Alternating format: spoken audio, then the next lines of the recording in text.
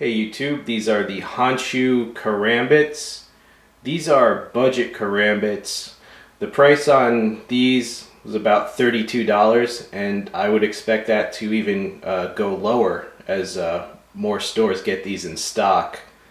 Alright, this is part of United's Honshu line. United does not have a very strong reputation, but their Honshu line is kind of I see it as their attempt to get better. I see it as an attempt to improve their product because their Honshu line blades are noticeably better quality than their past products, in my opinion. All right, now these the blade length on these, all right, is 4 inches. So these are a substantial size for a Karambit. You know, a lot of Karambits have like a 2-inch blade.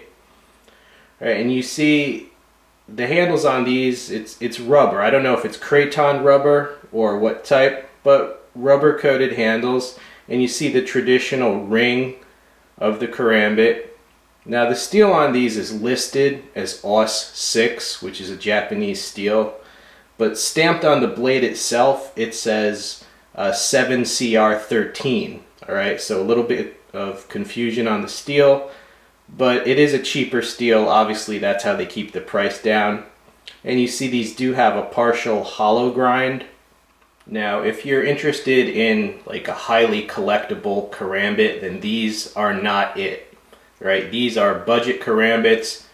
But that being said, you wouldn't believe how many people ask for a reasonably priced Karambit that they can practice either for martial arts. These are used in Salat and Filipino martial arts, and they are also used in freestyle the same way that butterfly knives are used to do tricks. All right, so there's a lot of interest, and you know, making these Karambits at this price, pretty much marketing genius on their part. You know, some company was bound to do it.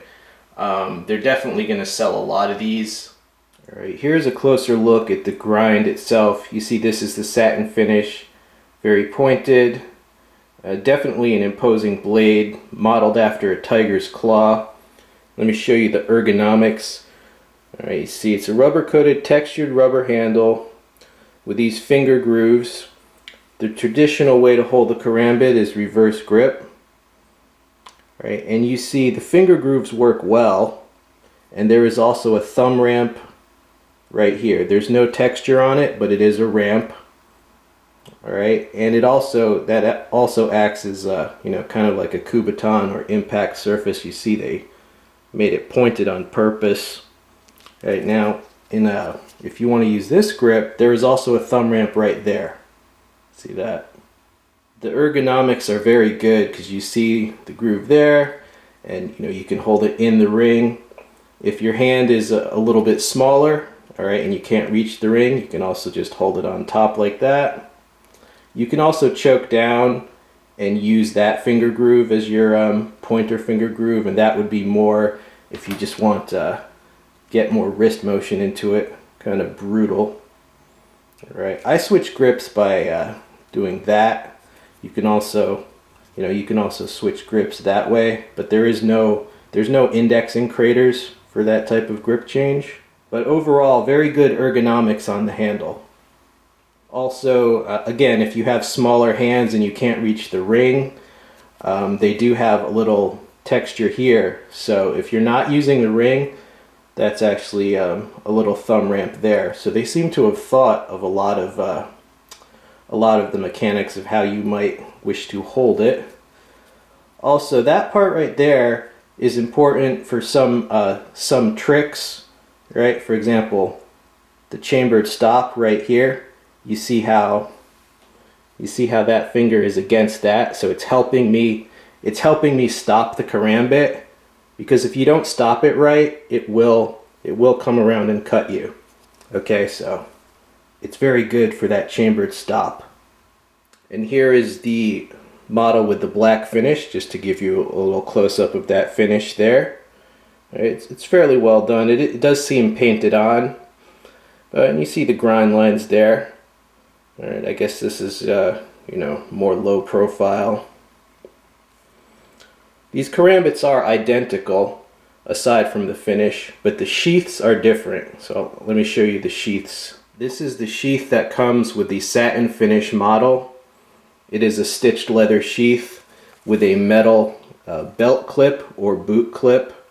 And it does have this button closure right there, which is actually designed pretty well because they've designed it so that you can open it just with the thumb as you're pulling it out. Alright, so that's the sheath that comes with a satin model. This is the sheath that comes with the black finish model. It is a molded Kydex sheath with slots and eyelets around it. Right, and you see that kind of retains it in. In order to deploy it, it does require a firm tug to overcome that. Alright, but this is designed to be carried in a shoulder harness, kind of like some handguns. You see these straps. Now, I have never carried a knife in a shoulder harness, so I really can't speak to that as far as is this a good harness or not. I would just, if I carried this, it would be clipped inside the pocket or clipped to a belt, right? But, there it is, adjustable straps. All right. Oh, and you might be wondering, how sharp are they out of the box? They're medium sharp. Alright, it looks a little sharper, but trust me, they're medium sharp. They're not like razor sharp, but they are, a lot of the cutting is from the leverage of the tip, right? But,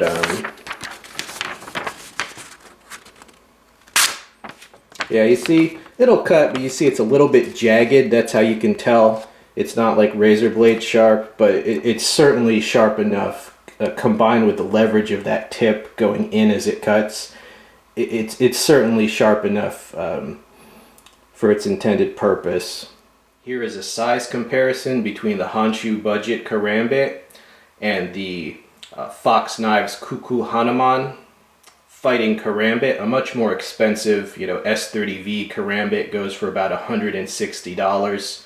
And that is my favorite Karambit, actually. And as you can see, the Honshu, it's a large Karambit. It's about an inch longer, and it is wider in blade length, longer handle.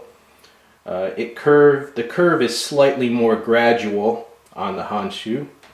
Alright, but there is your size comparison. And if you're looking for a much more expensive, very high quality Karambit, the Cuckoo Hanuman, that is my pick.